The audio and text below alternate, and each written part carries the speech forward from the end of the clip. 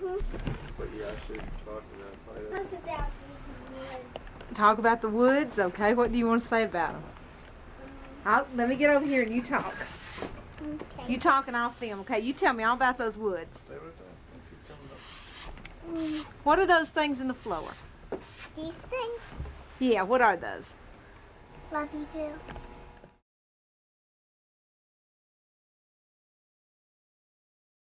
Hello, welcome back to Sleeper Barbecue, and today I'm a proud papa.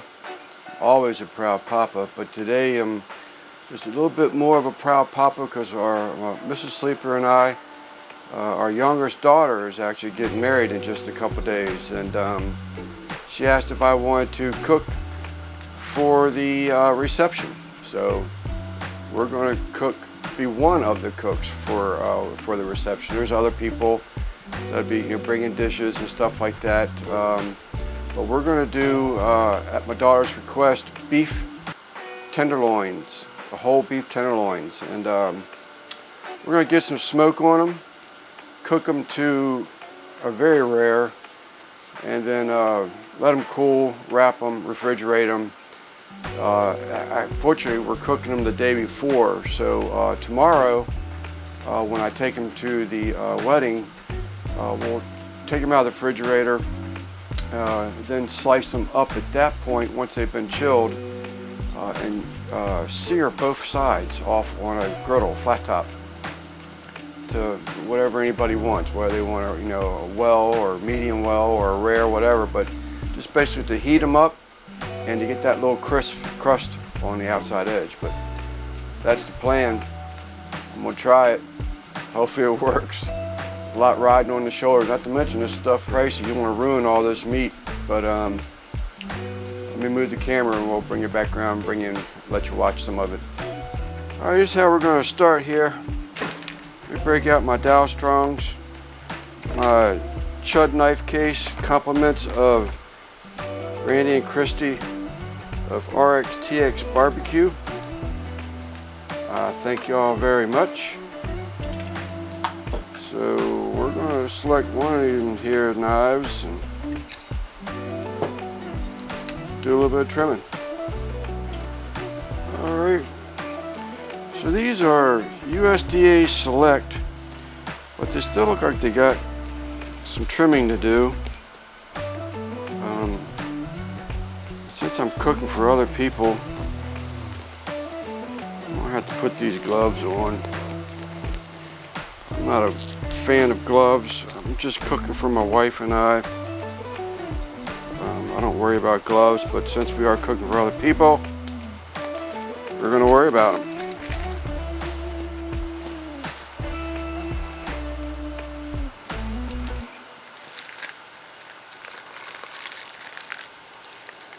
Gotta love a Dow Strong knife.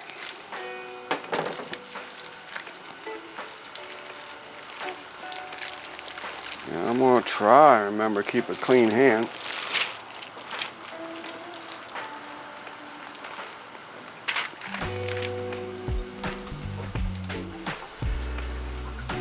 So I'm not gonna let y'all watch me trim everything here, but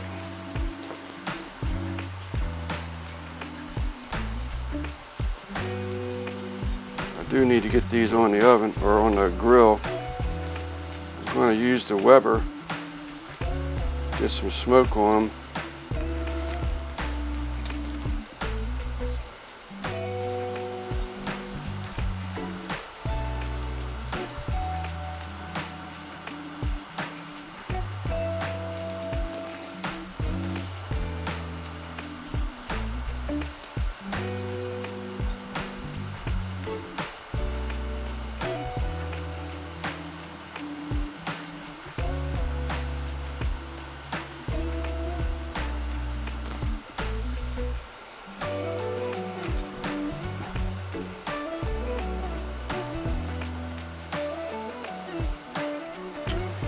All right, y'all, there we go. That's beef tenderloin. Excuse me, number one. I cut the chain off. The chain is in the bag.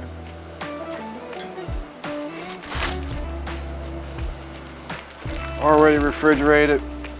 along with some of the other trimmings, and that's going to be a sausage, maybe even hamburger one day. I don't know, but obviously you're not going to throw it away. At $17 a pound, I'm going to make use of everything I have here. With the tenderloin, we have the head, and I did cut off a piece of this head because I'm going to cook that up for the wife and I for dinner tonight. Al Lunacy Barbecuing had sent me some seasonings that he highly recommended for me today. He actually sent this to me. Al, well, thank you, buddy. Al Lunacy Barbecuing. Check the man out. He's a great man, family man. He did this for me because it's my daughter's wedding. So I thank you very much, Al. I broke out a piece of that head tonight. I'm gonna the beef tenderloin and cook it up on the Weber.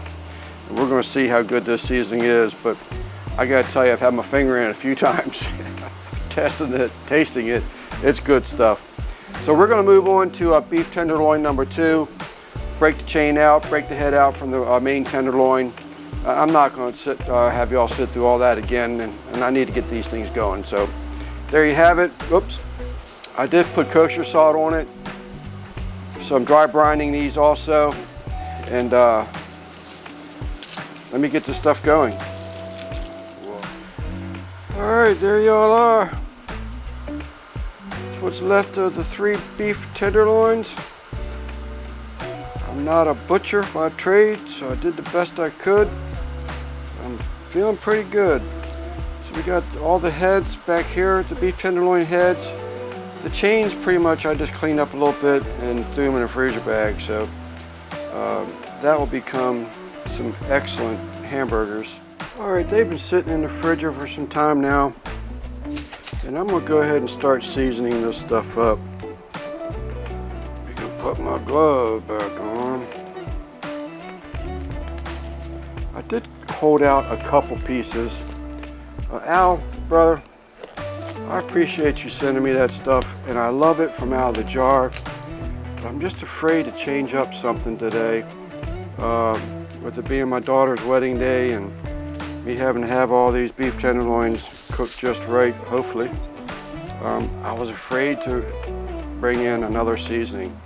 But I did take some of these pieces out from this cook, or from this trim. And I am going to use Al's Fiesta Uncle Chris Gourmet Steak Seasoning. Hope you can see that. I am going to try that on these pieces over here. So we just push that aside. These are pieces that were probably a little questionable to whether even have on there, but Al said sort of kind of make it medium. So heavy I am. Now I love seasoning, but I don't want to get it too crazy on here. So these pieces here we are going to try with Al's Fiesta seasoning, and hopefully, well, I know I will if he says I'm going to like it, but hopefully I don't regret not using it for the entire cook. But like I said, I just didn't want to take a chance. So my seasonings today are going to be Uncle Steve's SPG. Most of y'all know, I mean, this is my go-to seasoning for just about every daggone thing I cook. But that's just going to probably be like a top coat is what I'm thinking. My main coat is going to be Uncle Steve's Lucky Shake all-purpose seasoning. We had a live the other night and we talked about it, and Chef Jeffery actually suggested, and Al Lunacy had actually originally suggested to go ahead and just take a griddle with me, cook these up, smoke them up to a low temperature of like 115 is what I'm shooting for today. And then tomorrow what I plan on doing is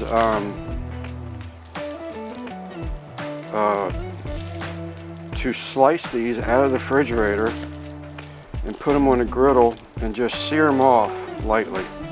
Go. All right, the Weber kettle is coming up to temperature.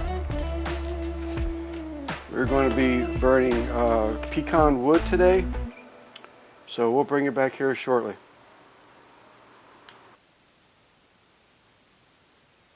They've gotten about as dark as I want them to get. So I'm full wrapping them just to keep them from getting any darker and allow them to come on up to that 120, 117 that I'm looking for. We will bring you back.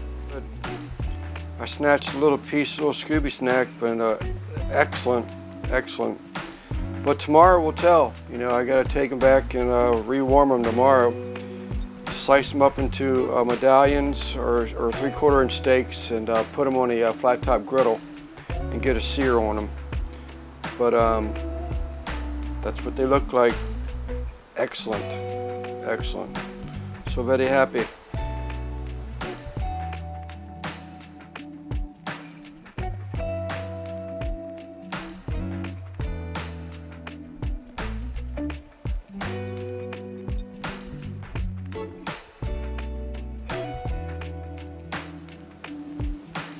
Beef tenderloin cook for my daughter's wedding, my youngest daughter, Kelsey's wedding.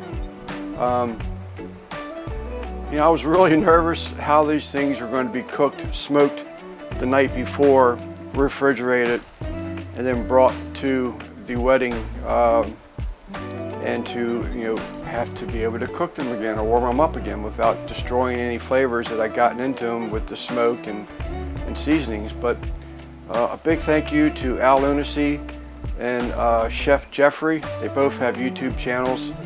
A big thank you to y'all. They suggested that I take and slice up these beef tenderloins into medallions and then sear them off on a flat top griddle. And actually, that's what we did. But we used, like, just put olive oil down there. I brought the temps up to probably over 400. I actually had to back them down because there was so much of that searing going on. Remember, it was purchased at just over 24 pounds of these tenderloins. But after I cut the chains from them and removed the head from the loin, everything was just great. I mean, I couldn't have been happier. I actually got into a groove. There are so many of them steaks to cook.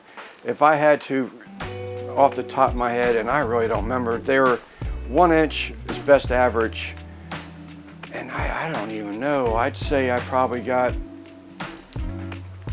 geez, 40 maybe out of what was left, and I just got into a groove, started searing them. Once it started working, you know, I had my temperature probe in one hand and tongs in the other, and I just started. They were flipped. I would probe the opposite side just to get best possible accurate temperatures on these medallions. But they were great, man. I was getting comments that people were able to cut these tenderloins up with a plastic fork and knife. So did I. But they were great. I got compliments all night long. Enjoy it. Al, Chef Jeffery, I thank you both. You probably saved my day. Because if I tried to reheat them in the beef broth in an oven, in a pan after I got there, I'm not sure I would have lost all the smoke flavor, but it makes sense. And that was a lot of money to just gamble with. So I took the suggestions of people that have done this before, obviously, and I rocked it. Toot toot. I don't like toot my own horn, but I will toot my horn on this one. There's not much video left. It was my daughter's day, so I didn't want to be away from her day. I got a couple pictures in there, but that's really about it. Proud Papa. Yes, I cried. It's my last daughter. I only have two, other than a granddaughter. But everything was great. Couldn't ask for anything better. Waterfront. They've been dating for over 8 years, so I pretty well know my new son-in-law, and I know of his family, but not as well as my son-in-law, obviously. But anyway, thank y'all. Wish I had more footage for you. I did the best I could because it was a family day. But thank you for watching. Hopefully you'll come back and watch some more videos. I'm Lance with Sleeper Barbecue. Until next time, thank you.